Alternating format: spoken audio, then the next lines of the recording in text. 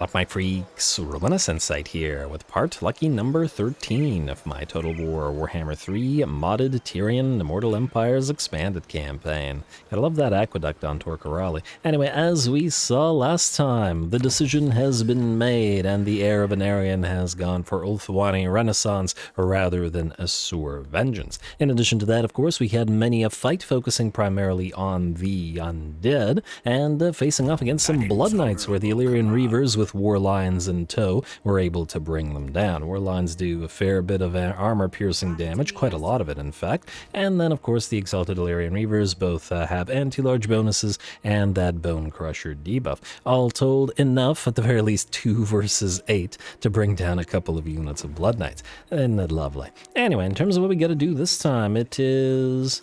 more or less, by the looks of it, a new turn. Alright, fair enough. And then I guess we got a lot to do. So, let's start with Tyrion.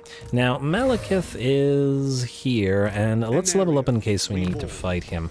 This Attentive Handmaiden was originally going to go into Hawkish Precision, but since it does not, in fact, impact the Gate Guard... we have a Sir Take Aim on the Sisters of Avalorn, eh? But anyway, since it doesn't impact them, she's probably not going to stay in this army, so we'll get her continuing into Retinue Physician, and we'll wait on the rest of the stuff in case we want to punt her to a different army. Ooh, rank 16, though, gives us Favor to Visha, Control +1 for all provinces. You, Caradrian. I would like you to keep going through fighty stuff, right? I mean, don't get me wrong, you have some good stuff here. Experience of Years will give you 6 melee defense. We get 12 out of Hard to Hit, though. And why did I go for Blade? Oh, because you have high melee defense already. Oh, let's go 2 and then 2, I think. And that'll be a little bit more even. Mage of the Heavens, again, supposed to be punted out of this army eventually, but for now, staying. I'm going to say... cooldown versus spells reduction, maybe? Actually, you know what? Let's save for 3 points to immediately get excellent efficiency and the Winds of Magic cost reduction. That's really valuable in and of itself. Noble, you are trying to get towards Colossal Strike because I haven't decided between those as yet. So Blade Shield for you. Make yourself even tankier. And then Tyrion himself. You got 3 points available to you, bud, meaning Hard to Hit, Blade Master, and just short of Deadly Onslaught, unfortunately. But I'd like to get to Fate and Riposte as soon as, well, as soon as we possibly can. Ripostably can. Anyway, the next army, Alistar. Alrighty, so, oh right. I remember now. Last episode we were trying to make the decision as to whether to send Alistar all the way back to go after Turg. But you know what, I have another idea. What if you can go here, Nashanra, to Kohan. And what we can do is one of these armies, actually, maybe your army, depending, will have the Scions of Mathlan and the Grey as well. So we'll get those on field. I don't really care about Tancred Castle, but I definitely want to keep Kuhan because we don't have other source of pottery, and thusly we want to keep it around. We can always buy Tancred Castle back much easier than Corona as well, so we'll put Nashanra here to defend against this. And with 2 regiments of renown, I don't imagine the enemy will have much chance here. Also, we could apply some points for really cared to, but I'm not sure that it matters over much. I think we'll wait. Alright, and we got the Scions of Mathlan and the Grey, and oh, this means we have 4 blurbs. Alright, let's do some blurbs, and let's do some building, or a fight, and then more blurbs afterwards. I think we didn't do any blurbs last episode, so it's blurbing time. I missed the blurbs. Alright, we took both Bordelot and Clarkarond. And let's start with Clarkarond. The Tower of Doom. Clarkarond serves as the Witch King's chief shipyard, for it is here that the keels are laid for many thousands of raiding vessels. This is a more sprawling city than others in Nagaroth, stretching from the banks of the Red Venom River up into the trackless pine forests of the Dusk Ridge. It is from these ancient woodlands that the Dark Elves harvest the black lumber or timber from which they build their sleek-hulled warships. The Nagarothi do not perform this work themselves, of course, for such labors are considered well beneath them, but instead sit thousands of slaves to the task. As the woodlands receded, their hearts torn out by hooked chains or consumed by dark fire, the ever-expanding streets of Carcarand have spilled into the gap. Year by year, the city swells further, having grown fat on the labors of its slaves and despoilation of the surrounding land. Once there was but one great tower looking over the Red Venom River, now the Dusk Ridge bristles with jagged minarets. With each wave of expansion, new ramparts have been raised not only to protect the city as a whole, but also to defend each tower from its neighbors. As a result, Carcarand's streets are tangled and maze-like, marred by half-collapsed buildings, severed concourses, and entire districts buried forever as newer and more impressive fortifications are raised. Frankly, all of the Dark Elf cities are kind of like this, and just an absolute nightmare in terms of ever thinking about invading them. But anyway. Bordelot. The Kingdom of Bordelot is a founding dukedom that lies at the western coast of Bretonnia, just south of the cursed lands of Mousillon. Known as the largest exporter of wines within the entire kingdom, Bordelot is a beautiful land filled with many farms and vineyards. Such is the dukedom's reputation for wine that even peasants and nobles alike are given the luxury of drinking the fine liquor at a cost that is one-third its price in other lands. Being one of the few coastal dukedoms, Bordelot has a tradition of seafaring similar to their brethren within Languille. This has resulted in fierce competition over the sea trade and sea routes that link the large port cities together, such as Marienburg and Ehrengrad to the north, and Berwick-Var and the Teleia city-states to the south. Its current ruler is Duke Alberic. Actually, that just reminds me of something.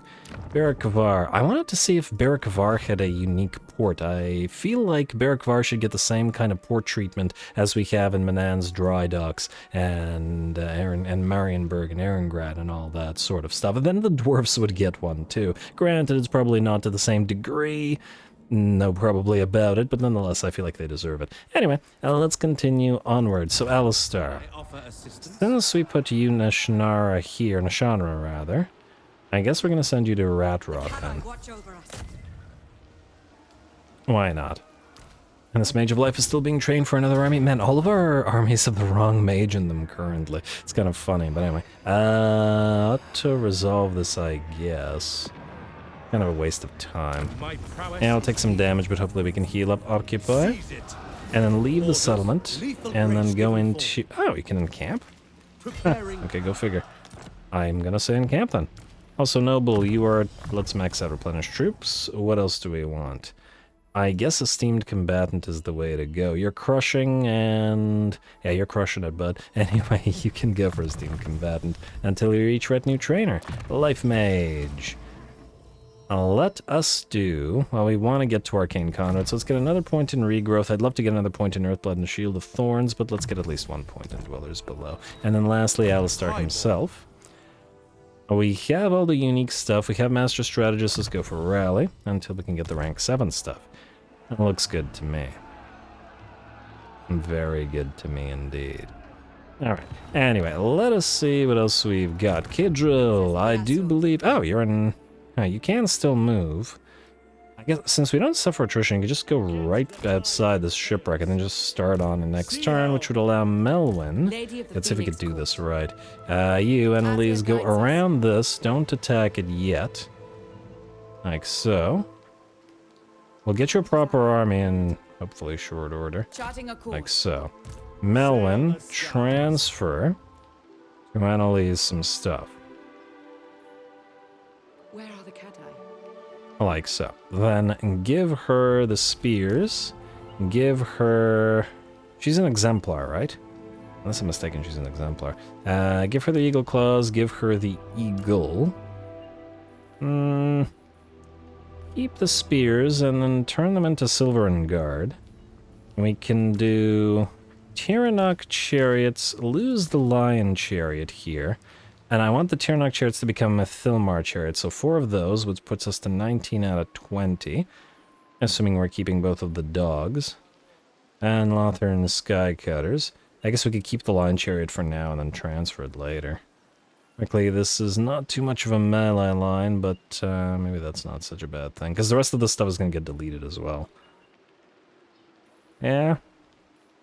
We need an archer here. I mean, we could replace some of the war lions, rather. Frankly, the rangers don't really have a place here. Let's do the 4 war lions. I know it's a lot of war lions. We'll replace them when she gets her proper army, but for now, this should suffice. You Tyrion chariots are going to become Ithilmar chariots. It's a side grade. Frankly, I think it's a downgrade because I like Tyrion chariots better, but at the same time, I figured that we want to use them in an army. And this will be that army because being an exemplar, she does have that speed, plus 30% for Chariot and Lothar and Skycutter units, though again, with the reload time reduction. No, actually, the reload time reduction doesn't apply to Chariots, it only applies to the Eagle Claws and Skycutters, which means we're fine. And frankly, these should become Bolt Thrower Skycutters at some point. Just not now. Actually, if you could be upgraded rank 6, okay. What about you guys? Can you be silvered up? Rank 6. So you can and you can... No, you cannot. Alright, let's do... Well, we'll upgrade you all at this time. Oh! We can make you into Silver Helms, funnily enough. We could do a couple Silver Helms together with the... You know, I kind of like that, actually. Maybe sword Silver Helms rather than lances. Probably not immediately, but give them some Silver and Guard, a couple of Silver Helms, some Ithilmar chariots. Sounds like a nice glittering war host, doesn't it? I like it. Alright, for now though, you will delete all these extra troops so that we don't have to pay for them. Like so. And Melon, what do you have? Misty. Yeah, so basically you can be used as a recruiter lord, and if we get you to High Navigator at rank 12, and then we can put you to some use elsewhere. But I'm not paying for those for now. Annalise, go to the Skull Reef, please. Ray of the Cove, what do we have here? Oh, good lord, 3 Rotting Leviathans again like last time. They're going to be a much bigger problem for you. This is the exact same sort of army composition that we last fought with Cadrill.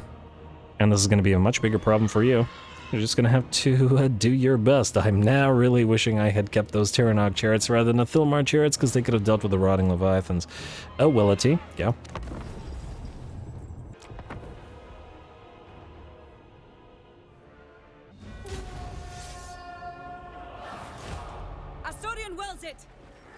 Alrighty, here we go. Hopefully Asuryan wills that we are victorious this day, as troop quality-wise, there's a pretty darn big disparity with our randomly thrown together army, and while Annalise will get her own army, she actually has to survive this. The big problems, of course, being the 3 Rotting Leviathans, and the fact that we have no missile infantry whatsoever, and very little in the way of range at all. And are just going to have to rely on our spears and Silver and Guard to hold long enough against the Depth Guard to actually, allow the chariots and the lions to do the work. Which is pretty iffy, I have to say, because Depth Guard versus either Silver and Guard or against regular spears is probably not going to go so well. Either way, we do have the Ithilmar chariots, and while they may not have the damage in range that the Tyrion chariots do, what they do have is the capability of charging pretty darn well. Here we go, it's chariot time, charging downhill. That's why we went around and through 3 units, doing about a solid 50% HP damage to about 4 of them. And then charging right back to go after another one. This is a polearm unit with that cavalry bane on them, so we can't stick around. Just charge through, get the heck out, and charge again. Or even using our chariots to slightly distract the big crabby boys, or at the very least 2 of them. And hopefully that will allow the rest of our army to, stick around. Now, 3 of the Depth Guard have closed the distance with us, and we are going to use one of our our 1 Eagle unit together with the Princess to help fight in melee. The Eagle is attacking this unit because it's a twin axe, not a polearm unit, and thusly, hopefully, it's not going to be quite as threatening. It is still very threatening, mind you, but hopefully the damage will be there. The chariots, of course, in the meantime, will continue irritating the enemy as best they can. Our Reaper Bolt Throwers, or Eagle Claw Bolt Throwers, sure, will continue firing away at the Rotting Leviathan, doing a little bit of damage, but overall not that much. Again, these guys are insanely tanky, and every time makes me want to play the Vampire Coast just to build them. They're lovely, monstrous units.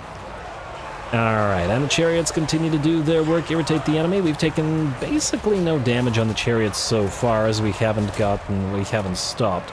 The first unit of depth guard has been destroyed, but that was just the twin axe variant. It was the biggest threat to our melee infantry, but at the same time, the 3 units of depth guard with polearms that remain are threats to our eagles, as well as our chariots and what have you. Just gonna have to do our best to have the chariots charge through their rear ranks and back out before we take too much damage. Unfortunately, one of the 3 big crabby boys charges through our lines and closes the distance with our artillery crews. We're going to mob it with spears and with Silvern Guard, as well as the Great Eagles, and hope they can, if not quite kill it, at the very least, pin it in place. Speaking of killing things, we have been using our Lothern Sky Cutters to snipe or do their best to try and snipe the enemy Vampire Fleet Admiral, which admittedly at this point is down very low in terms of HP, going to help her on her way to a watery grave with Mathlan's Spite, and a few more arrows will bring her down. Actually, that was Mathlan's Spite that brought her down, but it was mostly the Sky Cutter. Lovely.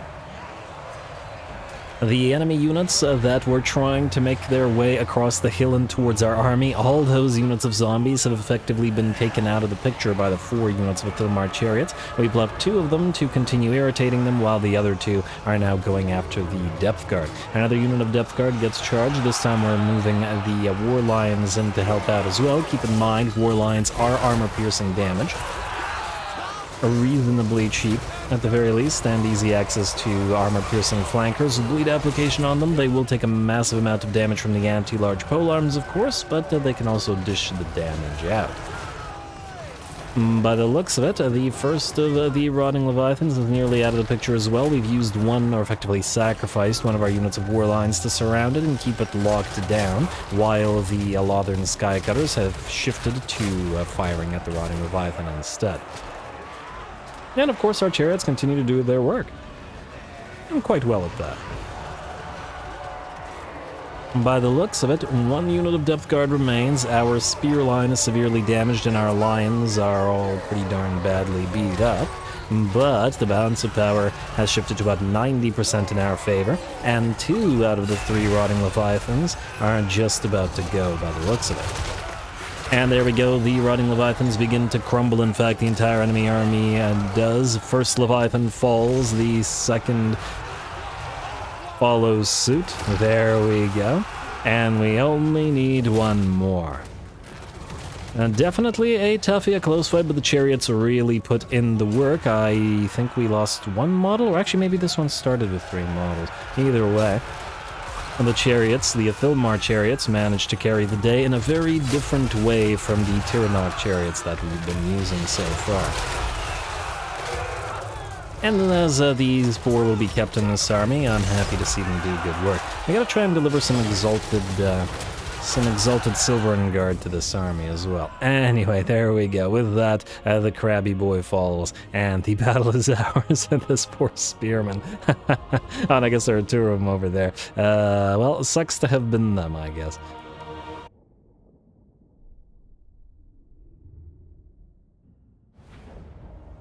Alrighty, there we go. A Pyrrhic victory is surely a tough fight, but worse than Tyrannoc chariots or not, the Athilmar chariots did quite well, causing absolute havoc to the enemy backliners, as they usually do, and frankly distracting good, I want to say 2/3 of the enemy army from really contributing. 29k damage on the best performing Athilmar chariot is very, very solid, and 20k and 14k, and nearly 15 on another. Very nice. Certainly damaging everybody else. The units of Rotting Leviathans were definitely toughies here, and going into building this army, we need to make sure that we have units that could bring those big boys down. So 4 Lothern Sky Cutters with bolters is probably the plan here, especially with Annalise being an exemplar, and some captives, and all told that should get us a nice 23k money. Rogue Pirates, Gleaming Pennant, and there's that money. Annalise and Melwyn. March? No, you can't really. Alright, fine, just go here. Go here. There are other islands nearby. And Annalise, yeah, we're gonna maybe send her here and build her some Lothern Sky Cutters with bolt throwers to complete the army. Or, well, we can use Melwyn to do it, I suppose. Local recruitment +1 per turn, but I guess this army can sort of putter around at sea until needed. Granted, these two can also just be upgraded to actually fairly soon. So really we'd only need to build one. You can be side graded in rank 6. So we'll have 4 and 4, and then 2 silver helms, maybe a couple more silver and guard, maybe an exalted silver and guard. I might get her a moon dragon just to deal with some of the larger units. Why moon dragon? Just because I like to put moon dragons in seafaring armies. So that's literally just it. I just feel like it makes sense. And you're gonna be like, well, star dragons make just as much sense as moon dragons. And I have one thing to say to you. Shut up. So anyway, let's continue. Actually, we did the fight. We got a couple more blurbs from those 2 regiments of renown, the Grey and the Scions of Mathlan. These are short blurbs. This Brotherhood of Cathik claim to be the chosen of the Lord of the Deeps, and few dispute their right to do so. Many times when the Scions of Mathlan have fought in defense of their coastal kingdom, a vast sea creature has risen up from the depths to destroy the fleet of their foes. Oh. Now I have to put a mereworm in that army, don't I? Alright, fair enough. So do they offer great praise to Mathlan, lest they fall from their fickle master's favor, and one of his progeny emerge not to deliver salvation, but divine punishment. The Grey. The band of shadow warriors, known only as the Grey, take their name from the ashen cloaks that conceal them. Descended from those who swore fealty to Malekith before his treachery was revealed, the Grey have slain dark elves beyond counting in a blood feud spanning 5 millennia. Since the Sundering, they have battled ceaselessly to redeem the honor of their family names, the burden of shame and obligation passing from father to son. Alright, well, that's the Grey and the Scions of Mathlan. Who is next? Borath. We were going to check if there were rats here. Go find out. Most likely there are, but just find out. Yes, there are. Clan Carrion? Okay, so there are rats there, but this was not the rats I was expecting. And in fact, there's nobody... Huh. How many territories do you have? 3. Are you telling me this is also Clan Carrion? This is so strange. Clan Carrion is still the Nagashazar holders, right? Yeah. The heck? I know that the rats can occupy ruins, but I just genuinely was not expecting that. Okay, well, they're not allied to anybody, or at least they shouldn't be. Declare war. It is absolutely not. Like so. And free territory. Thanks for saving us the 5k. I will uncollect. We'll build it up. We'll see which rats are at Magritta. Mostly I actually wanted this place to trade to these guys, but frankly, if we could have this entire area, that would be decent. I just sort of kind of like the idea of fortifying this area in the same way that we fortified Albion with heavy defenses, and then doing the same thing here. Maybe not at Skavenblood, we could give it to Maragliana, for example, if we really wanted to. And then giving all of this to the southern Realmers. Maybe. I mean, we'll see how it goes. But anyway, Kevin, you are recruiting next turn, so one more turn, buddy. Sorry. Ilariel, you have to move... Oh, no, you're ending your turn at the Shrine of Asuryan, you're going to Port Elistor next. Belinair the Wise. Okay, everybody here, you all have things to do. I would like Colin to leave Fort Berg... you know what, maybe we'll have you attack so that everybody else has movement range remaining. You can go right here. Reinforce, and then I guess Yorian can reinforce as well, just for the additional XP leeching. Really? The hero is in the way? Really? I hate how that's a thing. Alright, now you're in range, and then you go right here and do the exact same thing. Is this other hero also going to be in the way? Don't do it, Jacob Stillman. No, okay, we're okay. No. No interception. Actually, don't know whether interception... like if it does anything of consequence. Like if it reduces the outcome. Actually, just out of curiosity. Wow, really? You're gonna go that far back? Okay, well that's rude. I just wanted to go past Jacob Stillman. There we go. I just want to see. If we do this... No, it's still decisive victory. We're gonna auto-resolve this for obvious reasons, because we just destroy everything with artillery, but I was curious. Yeah, alright, we're fine. Occupy. Earthing Rod don't care. Trickster's Pendant, we do care. Stalk and Vanguard deployment on the Trickster's Pendant for the... Huh. Is this a change to the Trickster's Pendant that I hadn't noticed? Or is it only for the elves like that? Either way, that works nicely for us. Gisoro Gap is ours, and here we only need to do tribute to the Phoenix King for the trade tariffs. The Vampiric Corruption will go down of its own accord. You guys... Well, Billionaire the Wise can still move, but he needs to transfer something to Alistar. Servant of the tower. Namely, actually, you know what? Let's figure this out for a second. You three, these three High Elven archers were the ones that were with Tyrion. They deserve to be upgraded. They have earned their stripes. And in fact, we'll upgrade all three of them to Shadow Warriors. Oh, and we got a... well, we already read about the Grey. I will try to remember that we have this blurb as well. Alrighty, and then I would like to upgrade... Actually, funnily enough, we could upgrade you two to Swords Masters. I was gonna build Swords Masters at higher ranks, but I'll think about it. Either way, let's upgrade one more of you to Shadow Warriors. I think we can't upgrade these guys to Shadow Warriors, right? Yeah, no dice. You can be a Shadow Warrior as well. Like so. Alrighty, because that's going to go in the specific army with the Exalted Shadow Warriors and some other stuff. Okie dokie. Then Coril. I'm tempted to say we send you to Castle Drakenfels. Take it. Oh, they've got more shades. Or shades. They've got more of those Cairn Wraiths. You are supposed to trade most of this away, but only once you get your actual proper troops. Go into Lilith's Blessing, start moving towards Castle Drakenfels. Really, it's Billionaire that needs to trade with Alistar and with Nashonra. Yeah. And with Arathon. Yeah, there's a lot of trading to do here. Alright, well. We're getting there. We're halfway there. Lilith's Blessing for you as well. I mean, I guess there's no reason not to get closer to Alistar unless he picks up the Plague. Go out here then. And then Yorian, you can... oh. I maybe shouldn't have done that, because now... well, if there's no hidden army, you should be fine. I hope you're fine. We'll see. Who's next then? Alariel, we have moved. Arathon, you, I believe, can set sail once more, especially now that you have your noble with replenished troops. And I guess we can go through Esteemed Combatant on you. Like so. Oh, also, was there not another frugal noble that we got? Another Arathon? Replenished troops, renowned, and esteemed combatant. And then we'll get one of these others. For now, though, you are going to go into... Defender of the Asur.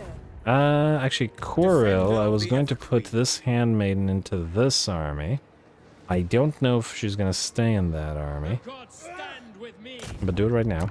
And then the noble's going to go there as well. Son of Ulthuan. I like so. I will share my experience. And we'll need a caster or possibly a lord master rather. You have frugal, yes, yes. And then you have energetic with the speed and reload time. I still haven't decided between you and the punitive one for this particular army with the Shadow Warriors and stuff, but well, we'll decide in hopefully reasonably short order. Arathon.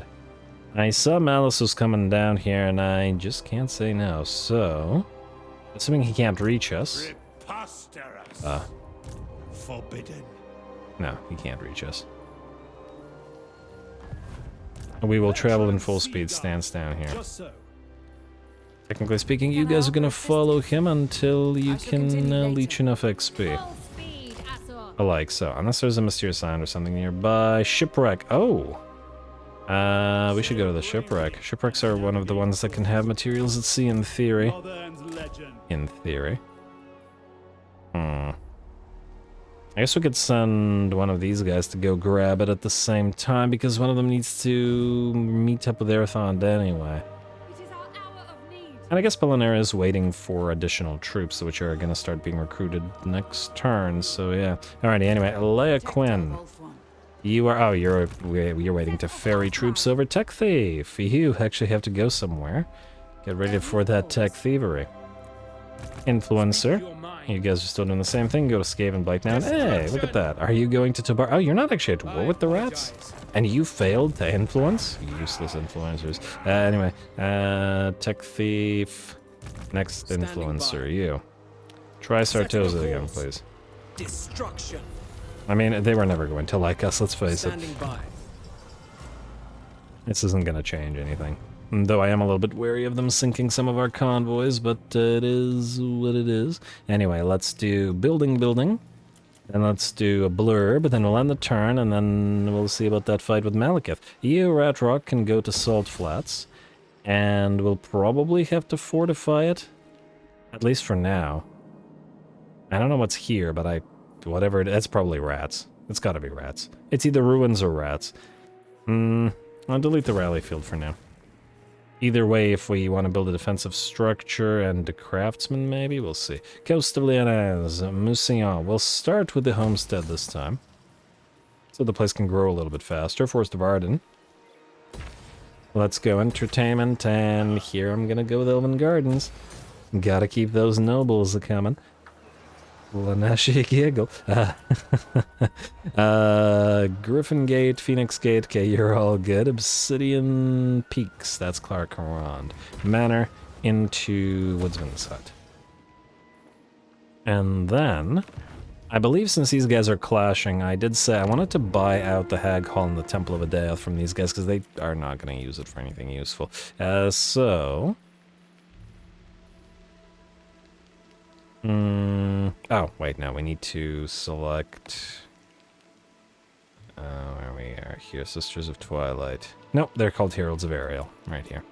Alrighty, and then Hag Hall, 8.8k, yeah, that's fine. Alrighty, and then immediately we will build you up and grow ya. And, actually we could uncollect the money. Oh, actually the place will grow reasonably well because of the grazing patches. Anyway, grab the Temple of Adeoth. Yes. Trade settlements. Heralds of Ariel again. At least they're getting some money out of this. Don't worry, we're gonna give them some other territories for in place of this later on. And like so. Again, this stuff is not useful to the Wood Elves. And, why is there no one at the Plain of Spiders? Oh! MALEKITH could have another army here. Oh, I don't like that. I don't see military presence, but I see characters +6. And I definitely don't like that. I may have made a mistake in taking this because MALEKITH could loop around and get it back. Well, either way, go and grow for now. We'll keep this. I don't really care about Storag Core so much, so if these guys want to take it, then they're free to do so. Although then admittedly they'd be on the other side of that. Whatever, we'll deal with it. It cost us a lot of money that we otherwise would not have spent here on this useless territory. Well, it's Val's Anvil that we want here, which is by far from useless. In fact, it's probably arguably one of the most useful, if not the most useful territory in the game. For the elves. Specifically for us. Anyway, let's see. Diplomacy. Anything interesting? Aha! 1000 of Kwashatna. You are... here somewhere. You are friendly with the other elves. I believe we can trade with you. I go for the non-aggression pact as well. Why not? It sounds like you're going to be friendly with Nurgle. Ooh, the Nurgle have Nurglites, Nurglish, whatever. They have overrun another High Elf faction out there. This I don't care about. Non-aggression pact, none of these guys. Defensive alliance, none of these guys as yet. We're kind of waiting on signs of Sri Lanka. Illyrian. Oh, right. I was potentially looking to do a military alliance with Illyrian to lead up to getting them to declare war on more factions and maybe confederating them. We'll deal with that in a bit. I would also... I don't think the Dashing Princess will disappear in one round, right? Because she just appeared last episode. Right? I'd be very disappointed if she disappeared, but it's not like we have her planned out to go on to field right now. We have a lot of other armies to get going. And a lot of expeditions to set, because sooner rather than later we're going to be ranging further and further afield. We'll probably have to send a couple armies down this way, and then this whole part of the world is in absolute shambles. The Chaos and the Dark Elves are overrunning everybody. The Darklands are also not looking so good for us, especially with the Mountains of Morn being pushed in by the Maggot Host and Grimgor Zard boys. Nurgle is doing pretty good out here as well. And, oh, right, and, of course, the Badlands and the Lands of the Dead. This whole area is rats, demons, and undead. And orcs. And some ogres, apparently.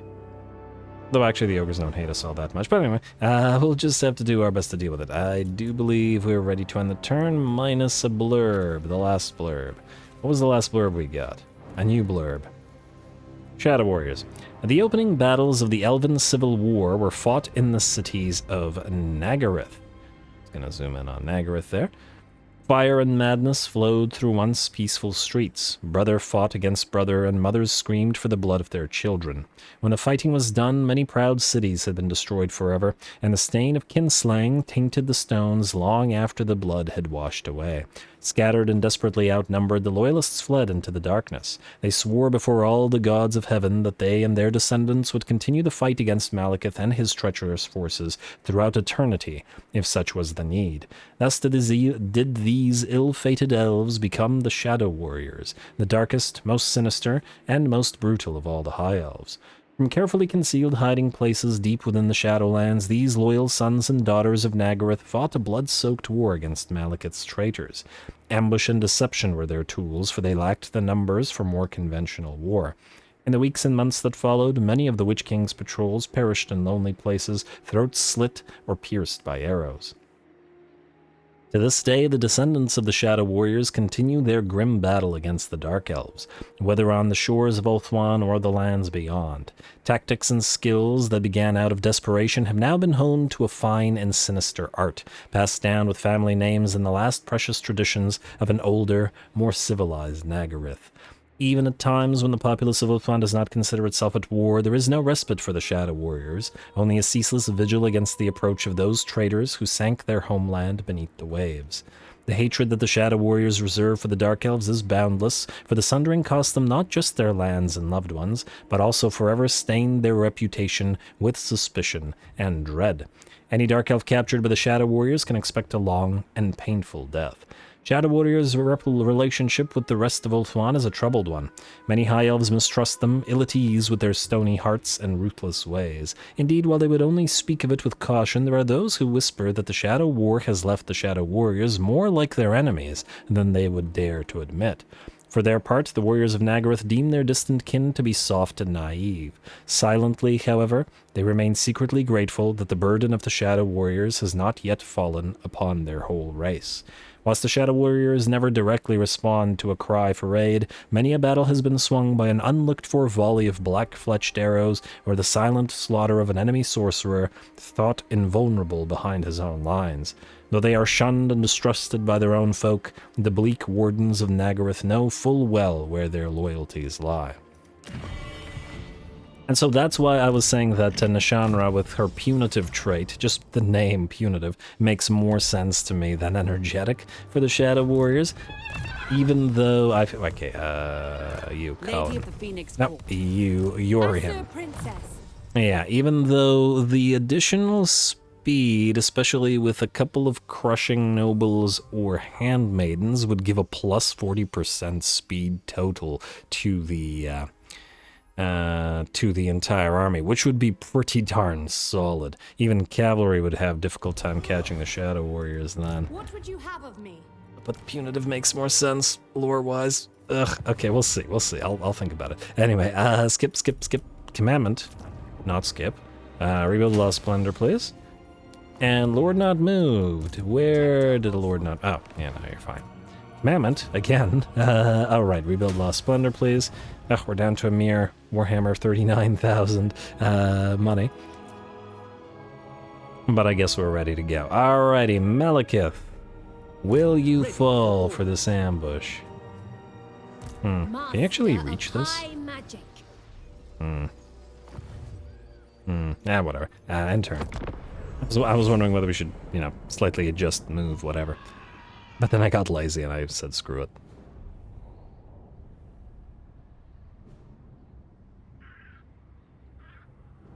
Alright. Where is MALEKITH in the turn order? That's a real question. Also, I checked, and jet lines do in fact have siege attackers, so we wouldn't need bolt throwers in any of our white lines armies. You're gonna attack shield. Shield run. Hey, you will attack Tyrion. I'm actually surprised that you will attack Tyrion. Granted, you have some regiments of renown, and MALEKITH himself is a monster, but I don't see you having any kind of chance here. Even the auto-resolve doesn't. Nonetheless, we'll give him a shot. Go. Sons and daughters of Ulthuan, be ready! Gird your souls! Let them come! To battle! Alrighty, here we go. MALEKITH and Tyrion will face off against each other. And say what you want about MALEKITH, I suppose, but certainly no coward attempting to go after us despite the fact that we have a larger army. Granted, a relatively weak army by virtue of the fact that, well, we don't have too many elite units in it. But we do have Tyrion, we do have Caradrian, and these two are going to be the focus of this particular battle. MALEKITH loses about 25% of his HP at the cost of 10% of Tyrion's. Of course, Tyrion has Stand Your Ground and Curse of Anarian activated, so his stats are massively superior to MALEKITH for the 60 seconds that we have on him. Seraphon sends many a Witch Elf flying, as it looks like MALEKITH calls for aid, and thusly we will move our own units in to make sure that the duel is not interrupted. MALEKITH is down to 25% of his HP now, and by the looks of it, will break and start getting out of there. Tyrion, I think, is still in Curse of Anarian Rampage, and thusly will not be giving chase. We also did drop the Curse of the Midnight Wind, as MALEKITH sort of cheated in the duel. But it sounds like MALEKITH is going to fight fair anyway. Either way, MALEKITH is effectively defeated, or at the very least, he has been broken once. He is going to come back, but in the meantime, we have closed the distance with the rest of his army. Silver Helms have looped around the enemy army, tying up the enemy Reaper bolt throwers. And I do believe most of their, if not all of their range units are now engaged. MALEKITH will once again touch down, and Tyrion will be right there to meet him in combat once more. Frankly, I suppose there is an argument to be made for keeping him alive here, and I did think about it, but at the end of the day, I figured Tyrion would want his head. Even though we could otherwise get his defeat rate on another lord. But there we go with that. Tyrion cuts down Seraphon, MALEKITH topples to the ground below, his army loses hope and begins routing, with the exception of this one fire sorceress here, who is apparently unbreakable, who is still floating around on her Dark Pegasus, and we're just gonna have to do our best to bring her down with a range fire, which interestingly enough, so wait, the AI will zigzag in the air and dodge. Oh, wow, that's obnoxious. So, I don't usually sort of use the units to hover in a spot or even run around on the ground in a spot and dodge fire like this, because I think it's a little bit cheap. I'm kind of impressed to see that the AI does it. I mean, I will use units to dodge fire if moving towards an enemy unit, but just to sort of hover over them and dodge fire like that, that's kind of obnoxious. Oh well, how dare you, AI, but oh well. Still probably not going to do it myself. Anyway, the sorceress is brought down with that. MALEKITH's army is destroyed, but his army was lesser than ours, and it was the duel that was the subject of this fight.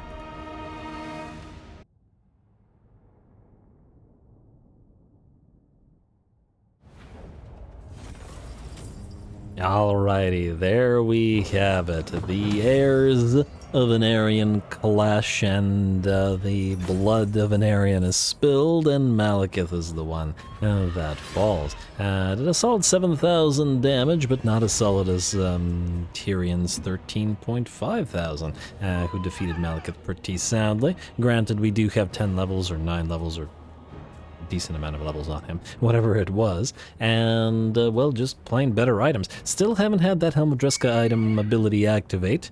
It hasn't killed us, admittedly, so there is that, but it also hasn't given us the power up. A bit of a shame, but all good. We're in our own territory, so we're free to ransom the captives. Also, Silver Helms did pretty well, 12 and 12,000 damage on the 2 lance units, and beating out the sword units, interestingly enough. I'm gonna have to pay attention to how those guys perform. As usual, the Keepers of the Flame do well, though Caradrian and our flyers spent most of the entire battle chasing the Raven Heralds around.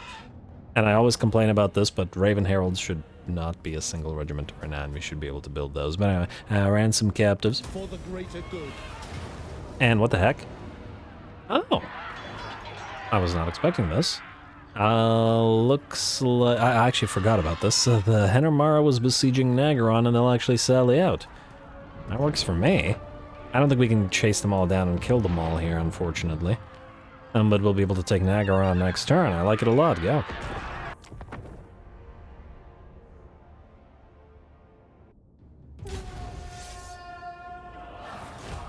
For the Everqueen! Alrighty, here we go. I like the fact that Henermara says for the Everqueen, wherein she has the Dryads in her army, which look absolutely fantastic with the sort of Nagarothi, I don't know, petrified trees and the red cornate skies, I guess, that we have here. Draika would be somewhat happy about this. But yeah, the Dryads certainly look menacing. I love it. Anyway, here we go. Tyrion may have come for MALEKITH's head, but Henermara here has been here for the territory. She and her chariots and Eagleclaw bolt throwers are the one who tore down Hag Grief and captured it to make a beachhead for the invasion, counter-invasion, I should say, of Nagaroth. They have defeated 2 armies of the Dark Elves and now stand poised to destroy the garrison of Nagarond itself. With the MALEKITH elsewhere, this is, well, there will be no better time to do so. And the first thing will be an engagement between the Ravagers of Rakarth, Scourge Runner chariots, and the Tyrannog chariots there. Scourge Runners are the better chariot compared to the Tyrannog chariots. They're sort of a similar kind, but yeah, these guys are pretty scary. Luckily for us, there aren't a lot of them. And the big thing about the Scourge Runner chariot is the big anti-large bonus that they have on their missile fire. So if in a chariot shootout in an equal numbers, I would expect the Scourge Runners to win. But the numbers are certainly not equal here. A and B, this is not a real army. The real army is the garrison, which is coming in as a reinforcement. So this lord and her single chariot is not going to survive. 206 HP, and it looks like they're going to book it on out of there. We're going to try to move towards them. 83 HP. And it looks like they're going to speed up. Yeah, there's an unfortunate sort of lack of the ability to target a unit like this. Like, they're purposely targeting the Supreme Sorceress instead of targeting the chariot, which they probably could have killed off at this point. But I suppose we can content ourselves with killing off the Sorceress as well. And if nothing else, the Tyrannog chariots are quite good at sniping single entities and moving away from the chariots and and closing with the Eagle Claw bolt throwers. Poor Sorceress has nowhere to run too far, most likely from our main stack to fire off any of her spells, and the Sorceress will actually survive. Being knocked down by the Eagle Claw bolt throwers gives her time to be invincible for a few seconds, which means the arrows from the Tyrannog chariots aren't doing damage in that time. And perhaps I should have just told the Eagle Claw bolt throwers to have stopped firing, but at the end of the day, the Lord dies regardless. Lovely. Now, time to move our princess towards them. Our princess does hold the second of Arcane's Ring of Fury. Ironic to bring the fires of Khaine to Nagarothi shores. Perhaps showing them what a real Khainite follower can do. But anyway. In the meantime, our Tyrannog chariots are going to be pressed by the Cold One Knights. These are the anti-large. They have 15 anti-large bonus and lots of armor-piercing damage, so we can't let them engage our Tyrannog chariots, as they will tear them to shreds. We do switch most, not all, but most of our Eagle Claw bolt throwers to fire upon them, but the targeting works in such a kind of weird way where the entire blob of artillery fires their single bolts into a single unit. I've always disliked how units have a tendency to do that. A lot of ranged cavalry have a tendency to do that as well, where somehow they're all psychic and mystically able to target 1 out of like 120 units with all of their arrows. Like, yeah, how do you point out the one guy you are all going to target? And the annoying aspect of this, of course, being that they really should be targeting the entire unit instead of being psychically, have a psychic firing solution. Anyway, not important. What is important is the enemy army is moving towards us. Unfortunately, the enemy War Hydra has been focused down by 2 out of our 4 Eagle Claw bolt throwers and effectively destroyed before it can do anything. And a decent amount of the enemy infantry are heading towards us as well, pressed of course by the Eagle Claw Bolters, while at the same time our Tyrannok chariots are moving around in the background, preventing the enemy, and our 2 Athilmar chariots, preventing the enemy Dark Shards, artillery, and shades from firing off a shot.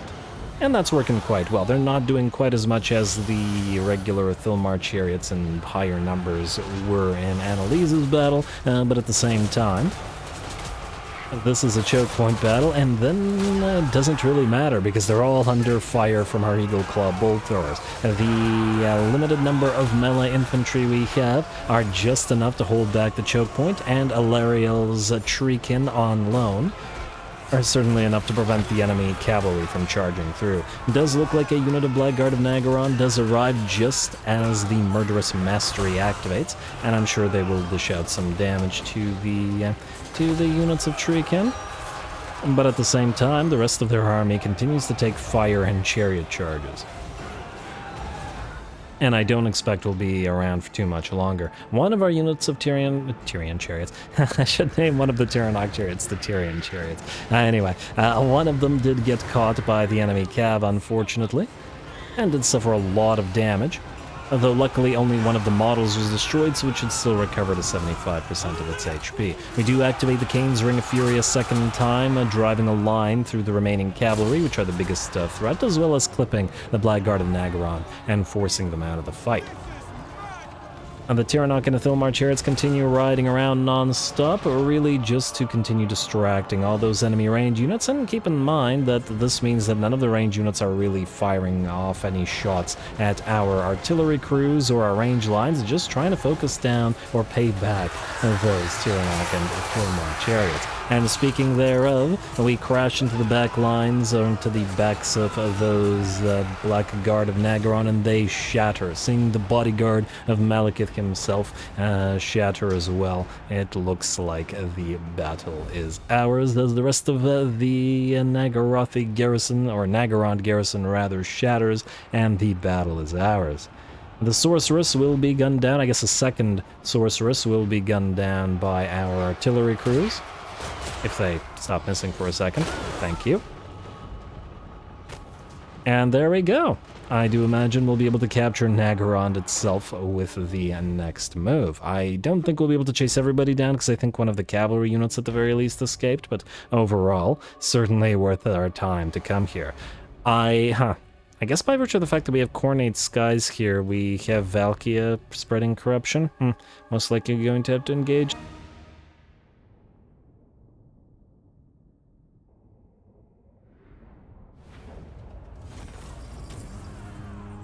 Alrighty, there we go. Poor AI, that choke point was not doing it any favors, and we were able to destroy the enemy army without too much trouble. Chariots did reasonably well with around 12k damage on the best performing Tyrannoks and 9 to 10k on the Athilmars.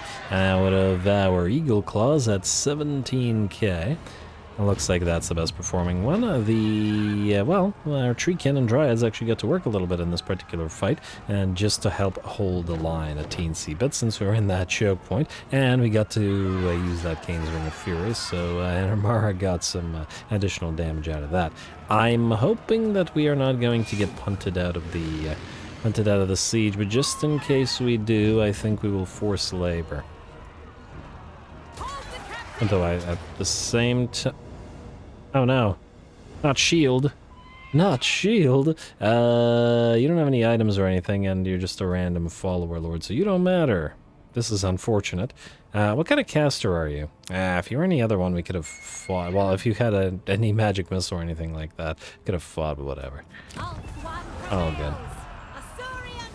Annoying, but we don't really care. Sorry, Shield, but you acted as bait to draw in MALEKITH and for Tyrion to cast him down, so I think you're more than worth the sacrifice. Join war against Clan Eshin. Clan Eshin not doing well. All the other destruction guys are doing pretty well, but not Clan Eshin. Anyway, we will not do this because I don't really see the point. Might even be able to get something out of it at some point.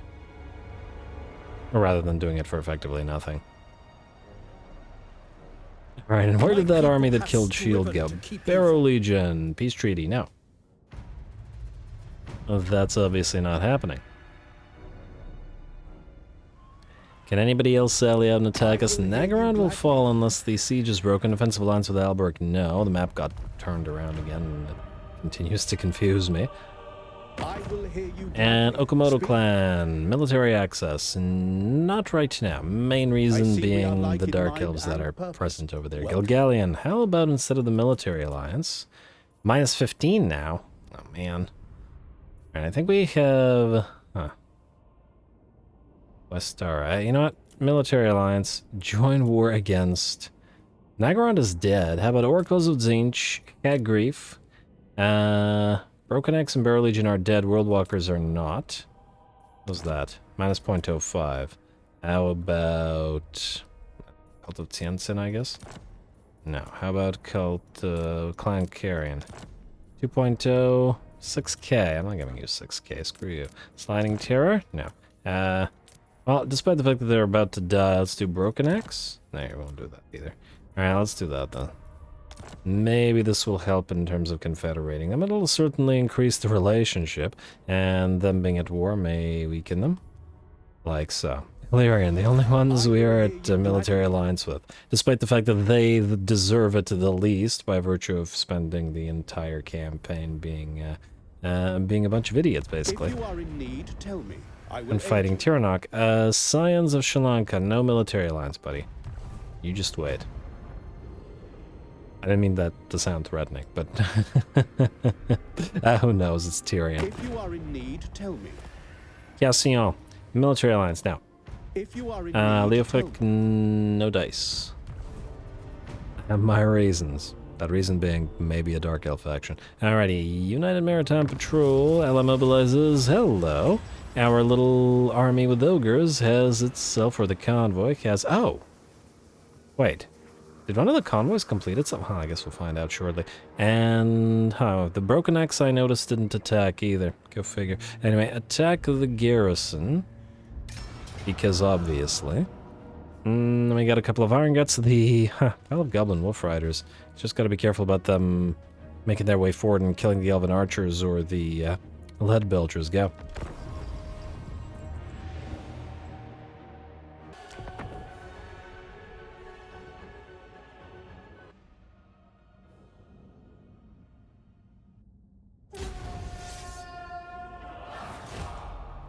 For the Sea Guard! For Ulthuan! For all Asur! Alright, here we go. I fully expect this to be a rather interesting fight, in part, obviously, because we have ogreish units, and in part because we're slightly outnumbered, and the troops that the enemy have may actually serve to be a decent, if not quite counter, at the very least, irritant to us. 4 units of extremely high-speed Goblin Wolf Raiders with 100 models to their number, and the fact that I think they're actually a decent thing to use against the Iron Guts. Obviously, they wouldn't win a fight against Iron Guts, but the problem is I think that the Iron Guts would be overkilling way too many of them.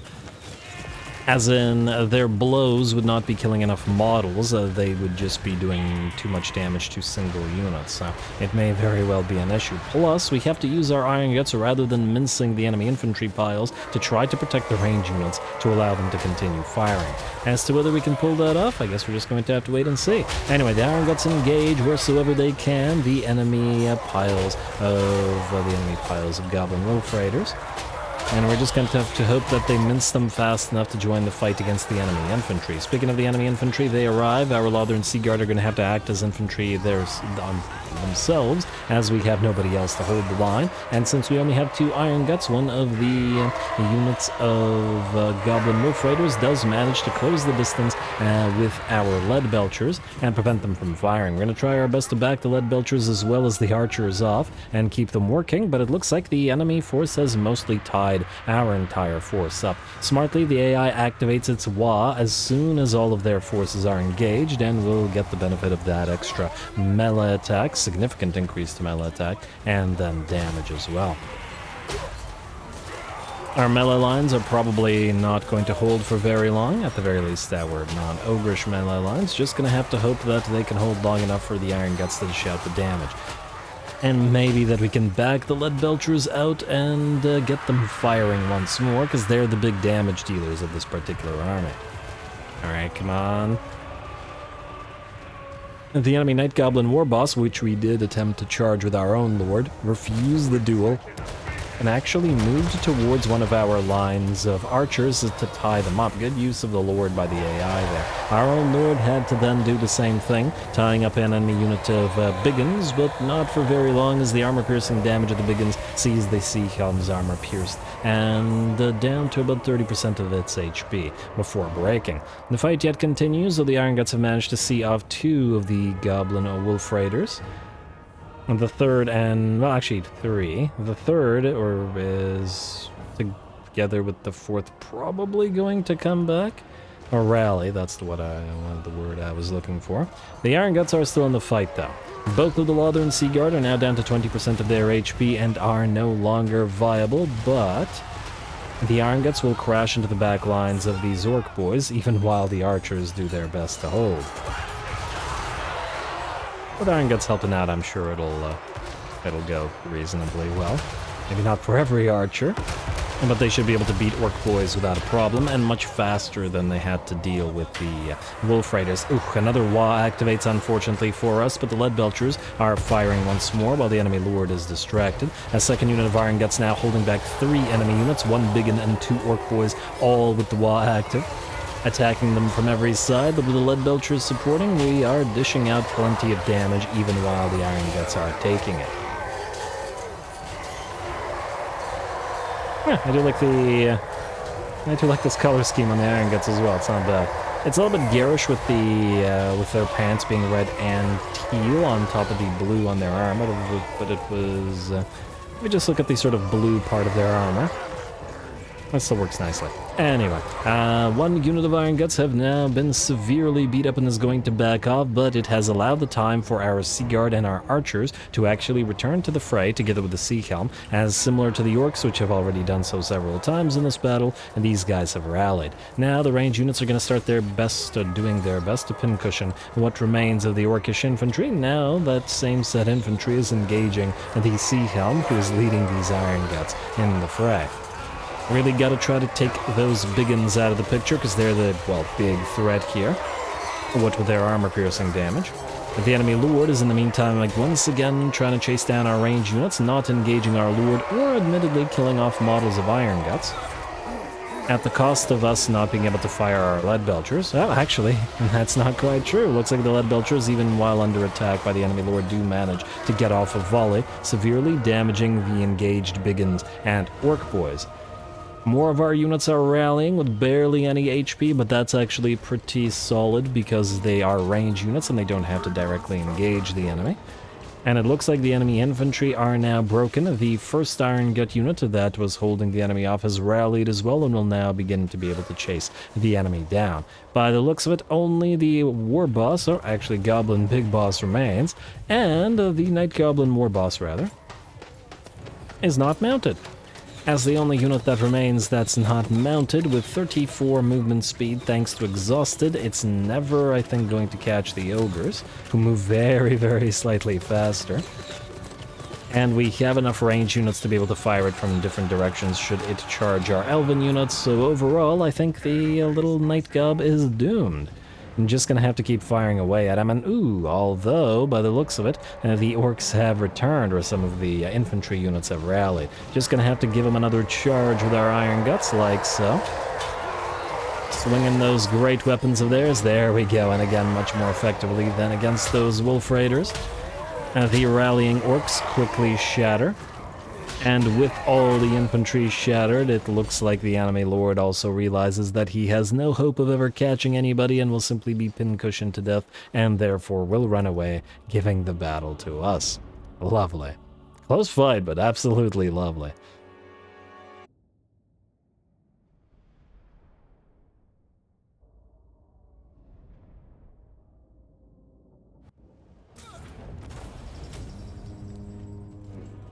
Alrighty, there we go.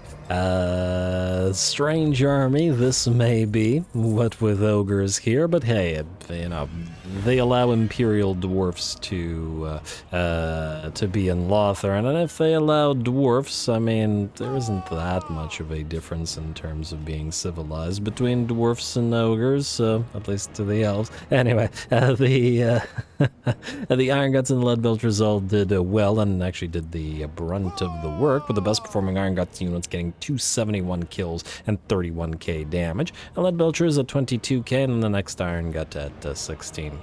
A very solid work. 15k in the best performing archers, and since we have no other melee line, the Lothern Seaguard were by and large forced to hold, which they did, if just barely so. Ransom captives for the influence.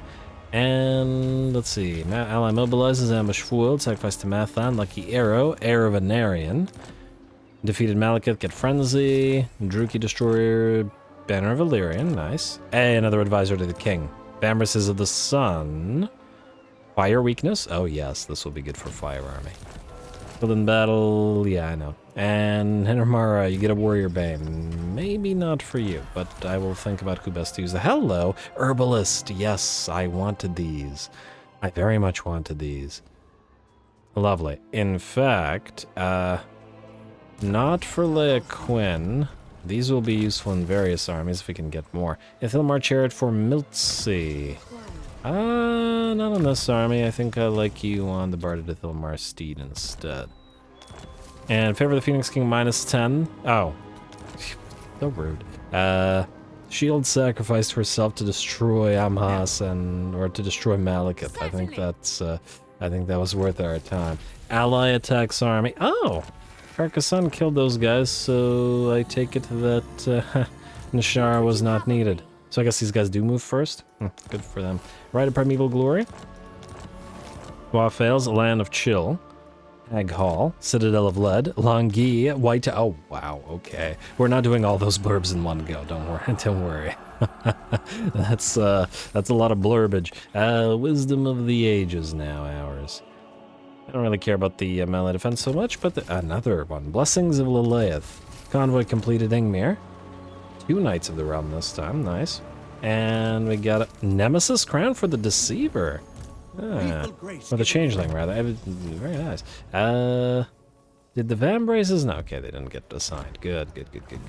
And immediately, just so I don't forget, that was the convoy to Kofur. We have not thusly visited Socotra or Berek-Var, so new convoy. I'm gonna say you. Yeah, you have more units, Agent of Asuryan. What do you have here, incidentally? Oh, you have, yeah, you're well poised to travel far if you need to. Maybe not all the way to the Fortress of Dawn yet. I still don't trust you not to get killed by Kairos. Almost tempted to send you to, like, Erengrad. Although, this is a lot safer than it once was. And, oh, we actually haven't been to Marienburg or Altdorf or Erengrad. You know, we'll visit those at the same time. Let's do you. We're going to send you to Berek-Var. And then the next one we'll send to Socotra. Yes, alright. You. To Berek-Var ye shall go. Like so. And dispatch. Alrighty, and also I'm going to need to level you real quick, but I doubt your army is going to run into anything that will kill it. Better scales. Oh, lovely. Okie dokie, don't request. We need so much influence. Ooh, did Tyrion reach rank 30? No, he did not. Really, killing Malekith didn't reach a 30. Come on, man. Why holding out on me, man? Henramara, go to Nagarond and finish it off. Out of resolve. Oh, let me guess this is going to give us another blurb. Potion of Foolhardiness. The Civil War ends. Okay, we have like 10 blurbs. I'm going to do my best to try to keep track of them. And, okay, these guys are almost good. Oh, we got one more turn led by experience. We need to reach rank 30. What do we have here? I wonder if they'll sally if we do this. Just out of curiosity. They will, and it's a decisive victory, low casualties. Yeah, I think, I mean, don't get me wrong, they have some elite units, but if you guys remember, like 10 episodes ago, against the Scourge of Khaine, our original army without the levels, without the buffs, fought this exact same garrison in a minor settlement, so they have no chance here now that we're so much stronger. Auto-resolve, it's fine. Hopefully this will level us up, and we will take the... I was going to say take the heals, but we should heal to full in one turn anyway, so it doesn't really matter. More influence per turn. I only have like 100 turns. Yes, Lichbone Pennant, very nice. How many turns do we have of the bonus to influence? 56, okay, so we don't necessarily need to take that unless we get good money rewards. Iolaire! Who is Iolaire? And how did you get the level up? Oh, you're an Alistar's army. Ithilmar Chariot. I don't know what I'm gonna keep you on. Go on the steed for now. I will think about it. Alright, either way, did that take Tyrion to level 30? A glorious victory. Yes, it did. Why does that matter? Because level 30 will have unlocked another capacity for exalted units. You can take the Temple of Khaine, appropriately. Alariel's champion. I mean, you drew the sword, so who else has the right? And then we should really take Kragroth D before one of these idiots does. Oh, actually, speaking of these idiots, they have defeated the sisters and are withdrawing. As soon as we have some spare influence, I'm going to try to fix the relationship between them. And what are you doing? You're not planning to attack the Wood Elves, are you? Again, you need to stop. And just you wait. Anyway, let's upgrade that. Yes, Tyrion, rank 30. Well, actually, we don't need to apply a point, though we will apply a point, but that's not why. Would be pleased. You, Sarah, before this disappears... Oh, rank 11. Did you level up, or... No, we're waiting for War by Wealth. Alright, fine. I would like you to get 2 units of expensive, but it is what it is. 2 units of Exalted Lothern Seaguard with shields. Eventually, these guys will be replaced by Exalted Gateguard. But now, we'll do this. As in, the regular Gateguard will get exaltified. We do get buffs in Tyrion's army for Seaguard, so I feel like we should have a couple. I mean, we don't really need them. We could go with more infantry. Frankly, we'll have very little in the way of infantry in the army, but nonetheless. I mean, obviously, Gateguard and Seaguard alike are both fine in both melee and range. And I just feel like since Tyrion buffs them in Silver Helms, that's what we should have in the army. Anyway, blurb-wise, I want to do the relevant blurbs, which are the Civil War ends, and just because we did the whole take Nagaron, defeat Malekith all in one turn, all on episode lucky number 13. So wait, there was one about Malekith, was there not? Blessings of Lalaeth, Waitara Longi Hag Hall, Marienburg raiding, Heir of Anarion. Yes, that's probably the one I was thinking of. Alright. Malekith and Tyrion faced one another across the field. They exchanged no words, neither threat nor challenge, for each knew that this would be a battle to the death. Tyrion struck first. Malhandir leapt forward, and Sunfang was alive in Tyrion's hand, hacking at Seraphon's neck. The dragon reared back, but was too slow. Sunfang's tip etched a glowing line across the scaled throat, and black blood gushed forth. The dragon reared up, her good wing coming around to buffet Tyrion from Malhandir's back, but the regent's steed darted aside, and a blow meant to crush the pair succeeded only in striking Tyrion's helm from his head. As Malhandir skittered... He wouldn't be regent here because Finubar wouldn't have committed suicide. But anyway, as Malhandir skittered to regain his footing, Seraphon darted low, moving as she had been trained in order to present Tyrion as an easy target for Malekith's sword. The destroyer hacked down, but Sunfang parried the blow, then flicked out in a riposte that tore through the Witch King's breastplate. Blood gushed free from amongst the shattered ribs as Seraphon bore her master away from danger. Malekith knew he could not match the Dragon of Cathik blade for blade. If Malekith could not defeat Tyrion as a warrior, he still had sorcery at his command. As Seraphon's head darted forward again, the Witch King leveled the destroyer's point at Tyrion, but this time made no attempt to strike. Instead, dark fire rippled along the blade and burst forth to consume the regent. Again, Tyrion was too fast to be claimed by such a ploy. The prince leveled Sunfang's blade in opposition and called upon its own fires. Brilliant flame clashed with inky darkness, the air writhing and the rain hissing as the two heirs of Anarion fought for dominance. Tyrion urged his steed through the firestorm, his blade coming about. Sunfang's killing edge swept Malekith from his saddle and he crashed to the ground. Seraphon raised a claw to strike at Tyrion, but the dragon had lost too much blood, and she crumpled into an unmoving heap before the blow could fall. Tyrion dismounted and approached his foe on foot, as honor demanded. Malekith was on his feet, his left arm lifeless and drenched in his own blood. Sunfang's blow had split open the Witch King's armor at the belly, and charred flesh that had not seen the sun's light in millennia now gushed tainted blood over the dark metal. Malekith, slowed by his injuries, could offer only the most token of parries to Sunfang's next blow, and the destroyer shattered into fragments. Again the Witch King strove to summon the dark fire, but the pain of his wounds buzzed angrily in his mind, stilling his tongue. Tyrion swung at Malekith's neck. The Witch King fell to his knees as his head tumbled from his shoulders. The Witch King of Nagaroth was dead, his tormented spirit finally laid to rest. Perhaps at last Ulthuan could begin to heal, and the Elven civil war which had cost so many lives could come to an end. So there we go, there's that, and this little alternate timeline, plus... where's Civil War? Well, this will be a nice way to end off this episode, I think. Where? Civil War ends. The proud armies of Asur marched through the bleak landscape of Nagaroth and laid siege to the capital of their despised kin. Thousands of Dark Elf warriors were cut down by the disciplined swordsmasters of Hoeth, who advanced across the battlements and into the city proper. The gates were opened from within, and then the sacking begun. Innumerable legions of slaves were freed from their bonds, the Asur among them taking up arms to fight alongside their brothers once more. Khaine's temples were razed to the ground, and the decadent mansions of the Druki nobility were set ablaze.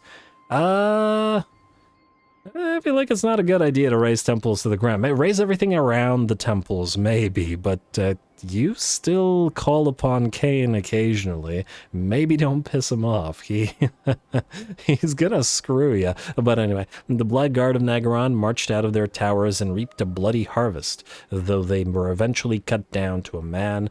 The numbers of Asur simply too great to overcome.